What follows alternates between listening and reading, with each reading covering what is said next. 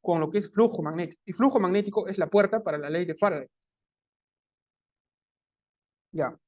Primero, ¿qué es un flujo magnético? ¿Te acuerdas del flujo eléctrico cuando hicimos qué era el flujo eléctrico? Era el número de líneas de campo eléctrico que atraviesa una superficie. De mismo modo, el flujo magnético es el número de líneas que atraviesa una superficie, líneas de campo magnético en este caso.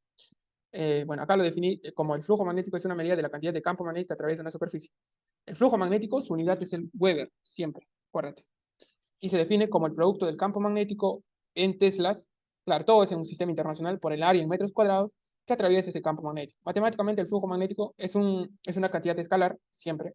Vas a calcular con el producto del campo por el producto crucial. No, producto interno, producto escalar. También al producto escalar se le llama producto interno. Es una cantidad escalar. Producto escalar. Es una cantidad escalar y puede ser positivo o negativo dependiendo del ángulo que forma el vector con el área del campo magnético. Bueno, se recomienda siempre utilizar el ángulo agudo para que salga positivo y no estés luchando con los signos. Y bueno, ahí se manifiestan tres casos. ¿Cuáles son esos casos? Este primer caso. Cuando el flujo magnético es nulo, o sea que no hay flujo magnético cuando el ángulo entre el campo y el área es igual a 90 grados. Y tú sabrás que el producto interno, su desarrollo es así, como acá estás viendo, coseno del ángulo. O sea que si yo multiplico un vector A por un vector B escalarmente, se desarrolla así, ¿sí? Módulo de A por el módulo de B por el coseno del ángulo que forma el vector A con el vector B.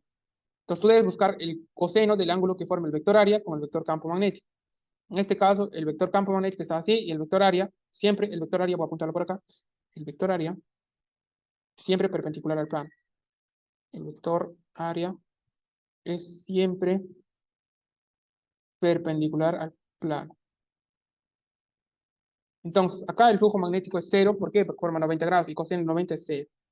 Y acá el flujo magnético, bueno, cuando es un ángulo desconocido, es el ángulo entre el campo magnético y el vector área, ¿ya? Entonces, eh, y el otro, ¿cuándo es cómo se llama? Ah, mira, acá hay un error en el libro. No, yo me confundí, discúlpame. Voy a botar el celular. Ya, vaya, ahora sí.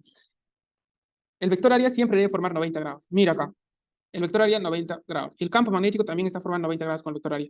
El campo magnético y el vector área son paralelos. Entonces el ángulo acá entre el campo magnético y el vector área, cuando son paralelos, o sea que van en la misma dirección, 0 grados o 180 grados. Entonces acá el flujo es máximo. Porque el coseno de 0 es igual a 1. Entonces el ángulo es 0 grados, ahí es máximo. Acá es un ángulo cualquiera y debes resolver esto, coseno de teta.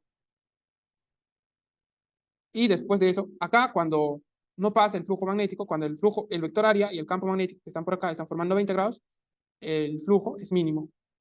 Mínimo digo, nulo. ¿Por qué decir mínimo? Porque el coseno de 90 es 0. Es como el agua. Muchas veces sirve hacer esta analogía con el líquido. Cuando tú pones por acá ¿qué digamos? Un cuadradito, por acá va a pasar agua, sí, sí pasa acá. Y máximo todavía porque está formando 90 grados.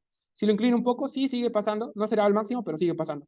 Pero si yo lo pongo echadito, ya no va a pasar nada. Simplemente el área va a pasar por superficie. Perdón, el agua va a pasar por superficie. No va a entrar por eso. Entonces no va a haber flujo magnético. Ya, eso es lo que debes recordarte. Y esto es una figura conocida. ¿Sí? Es un cuadrado. Cualquiera puede hacer producto vectorial. El área lo voy a calcular como el lado al cuadrado. El vector área va a ser igual a L por L. Bien, es un cuadrado. O si no es un cuadrado, si es un rectángulo, es AB, el vector área lo voy a calcular como A por B. Chévere, así. Pero, cuando no es una figura conocida, por ejemplo, esta vaina, que no sabemos qué figura será, digamos que es una figura irregular, ahí hay que integrar.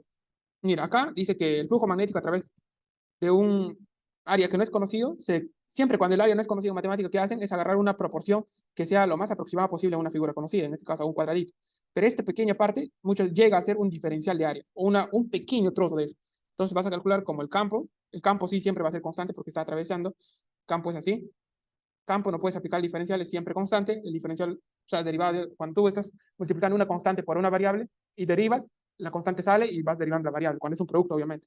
Entonces acá el que varía es el área, ¿sí? Porque allá está un diferencial de área. Mira esta figura cómo es. El área no es igual en cualquier parte de superficie, o sea, varía. Entonces va a ser diferencial de área. Producto escalar del campo por el diferencial de área.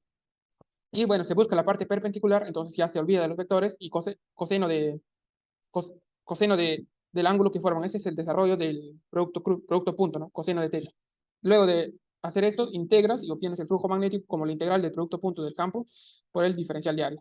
Y también lo puedes desarrollar como la integral del producto punto del campo por diferencial de área por coseno de teta.